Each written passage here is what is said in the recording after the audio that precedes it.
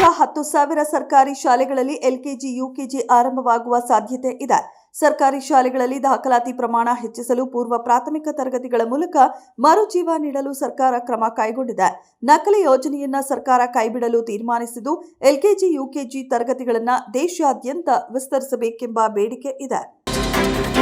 ಮೈಸೂರು ಅಭಿವೃದ್ಧಿ ಪ್ರಾಧಿಕಾರ ಮೈಸೂರು ನಗರದ ವಿವಿಧ ಬಡಾವಣೆಗಳಲ್ಲಿ ಬಳಕೆಯಾಗದೆ ಉಳಿದಿರುವ ಪ್ರಾಧಿಕಾರದ ಜಾಗಗಳಲ್ಲಿ ವಸತಿ ಬಡಾವಣೆ ನಿರ್ಮಿಸಲು ಆಲೋಚಿಸಿದೆ.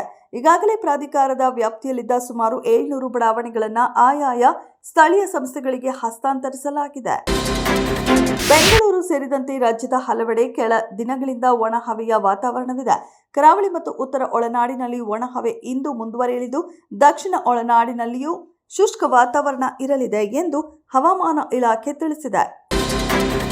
ರಾಜ್ಯ ಸರ್ಕಾರವು ಮೇಕೆದಾಟು ಸಮತೋಲನ ಅಣೆಕಟ್ಟು ಯೋಜನೆಗೆ ಸಂಬಂಧಿಸಿದ ಪರಿಷ್ಕೃತ ವಿಸ್ತೃತ ಯೋಜನಾ ವರದಿಯನ್ನ ಫೆಬ್ರವರಿ 2ರಂದೇ ಕೇಂದ್ರ ಜಲ ಆಯೋಗಕ್ಕೆ ಸಲ್ಲಿಸಿದ್ದು, ಯೋಜನೆಗೆ ಶೀಘ್ರದಲ್ಲೇ ಅನುಮೋದನೆ ಸಿಗುವ ನಿರೀಕ್ಷೆ ಇದೆ.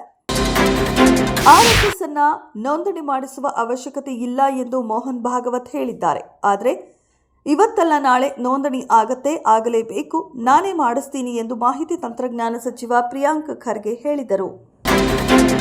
ಕರ್ನಾಟಕ ರಾಜ್ಯದಲ್ಲಿನ ಪ್ರತಿಯೊಂದು ತಾಂಡಗಳನ್ನು ಕಂದಾಯ ಗ್ರಾಮಗಳನ್ನಾಗಿ ಮಾಡಲು ಸರ್ಕಾರ ನಿರ್ಧಾರ ಕೈಗೊಂಡಿದೆ. ಈಗಾಗಲೇ ಈ ಕೆಲಸ ಪ್ರಾರಂಭಗೊಂಡಿದೆ.